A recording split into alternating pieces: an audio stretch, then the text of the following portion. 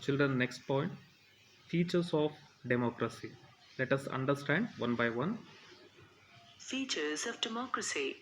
The simple definition that democracy is a form of government in which the rulers are elected by the people raises a large number of questions, such as who are the rulers?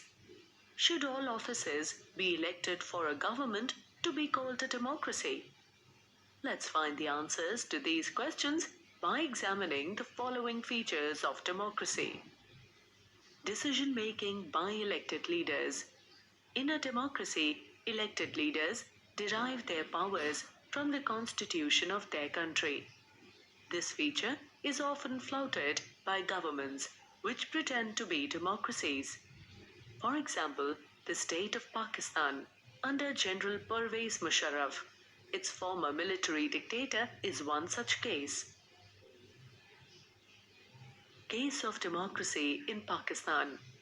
Let us now examine the state of the government under the dictatorial regime of General Pervez Musharraf. In October 1999, General Pervez Musharraf led a military coup in Pakistan. Subsequently, he overthrew the elected government and declared himself the chief executive. Later, he changed his designation to president. In 2002, Musharraf held a referendum, after which he got a 5-year term extension. However, the referendum was criticized by the Pakistani media, human rights organizations, and democratic activists as fraud. Subsequently, Musharraf amended the Constitution of Pakistan. He also passed the order that the president can dismiss both the national or provincial assemblies. Soon, the National Security Council, or NSC, which was dominated by military officers, was set up by Musharraf. From there on, the NSC supervised the work of the civilian cabinet.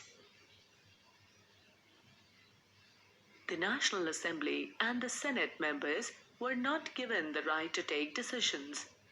Instead, the power of decision making rested in the hands of the non-elected members.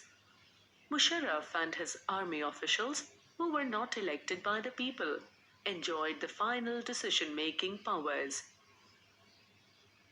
Thus, the elected parliament in Pakistan was subverted.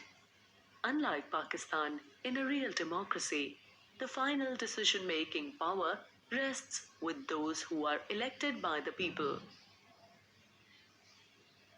Free and fair electoral competition. Generally, in a democracy, it is not possible for all the people to govern directly. Instead, they govern through their representatives whom they elect. Elections are thus the most important feature of any democracy. Case of China. We will now closely examine the electoral process in the communist state of China to understand how it is different from elections in democratic countries. In China, elections to the Chinese parliament, also called the National People's Congress or NPC, are held once in every 5 years. Candidates contesting in the election should get the approval of the Chinese Communist Party. Thus, the elections in China do not offer the people any choice. This is because the people there have to choose the ruling party and the candidates who are approved by it.